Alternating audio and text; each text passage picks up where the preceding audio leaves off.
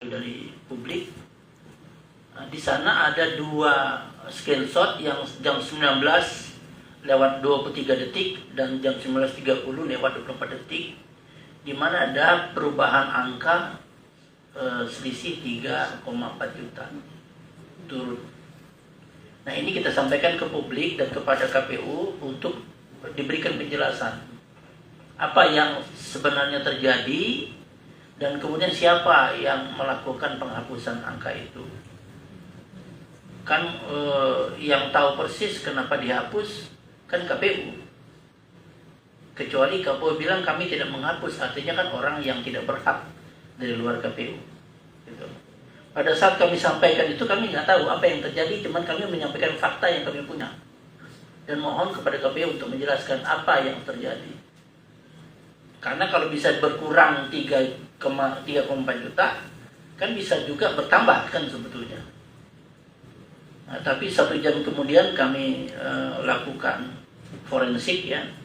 Itu ternyata di Lampung, di Pesawaran, ada pihak entah dari PPS, entah dari mana, itu menambahkan suara sebesar 3,4 itu kepada 01, dan kemudian beberapa hari kemudian KPU melakukan koreksi.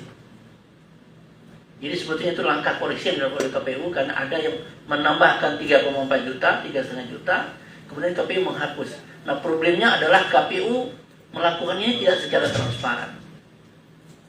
Sehingga yang kami dapat adalah yang di ujungnya pada saat pengurangan. Tapi KPU tidak ada menjelaskan, kepada publik juga tidak menjelaskan.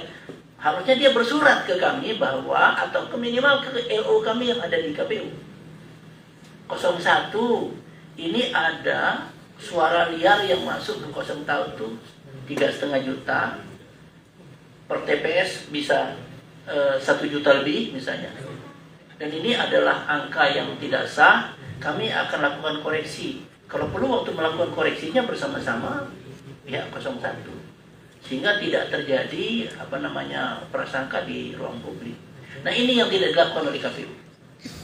KPU 2019 itu setiap ada kekeliruan, itu Pak Arief ya, Budiman, Ketua KPU menghubungi kami dan mengundang kami untuk menyampaikan ini ada kekeliruan, kami akan lakukan koreksi, dan dilakukan koreksi di depan kita, peserta pemilu.